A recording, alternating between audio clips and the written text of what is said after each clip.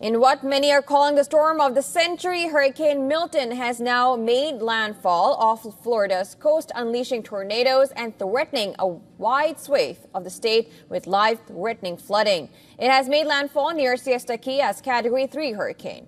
This comes a mere 2 weeks after Hurricane Helene battered the state, leading to close to 2 million people to evacuate from the region. Now, prior to making landfall, it was growing in size as it approached Florida. Milton slightly weakened to a Category 3 hurricane, the third highest level.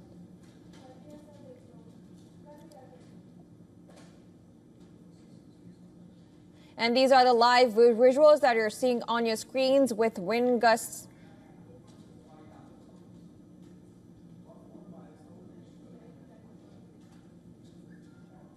And you're watching these visuals on your screens from Tampa Bay area. Now, the storm is expected to move from Tampa Bay area to Fort Myers. The storm is expected to bring a surge of seawater, which could reach as high as 9 to 13 feet in some areas and dump 6 to about 150 to 300 millimeters of rain.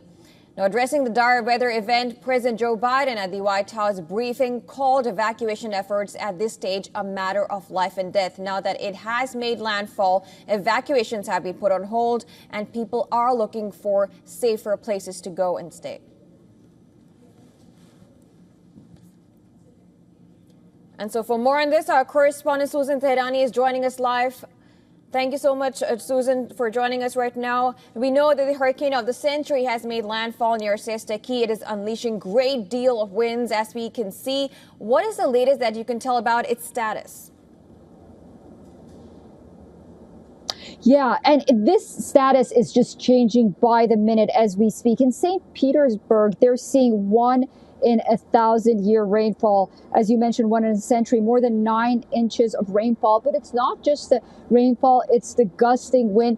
It has been lowered to a Category 3 hurricane at this point, but because of the winds, it's going to be as destructive as a hurricane Category 5. We're also learning that more than 1.1 million people are without electricity at this point. That is an exceptional rate. Governor Ron DeSantis has said the minute people are able to go back to their homes, he encourages them to do so.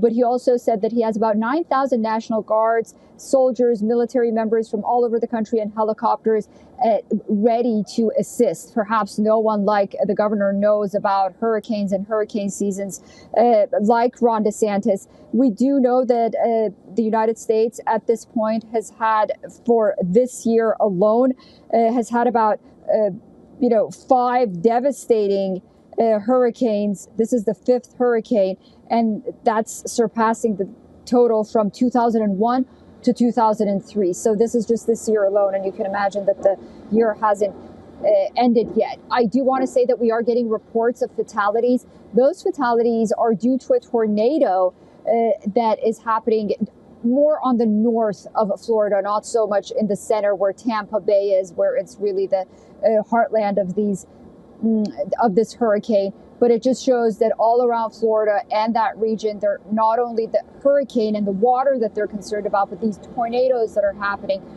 in the north as well. Right. And now we also know that some people, they chose not to evacuate, saying that they think that, and Tampa Bay, of course, it's the first time that it made landfall there. A lot of people said that they're not going to evacuate.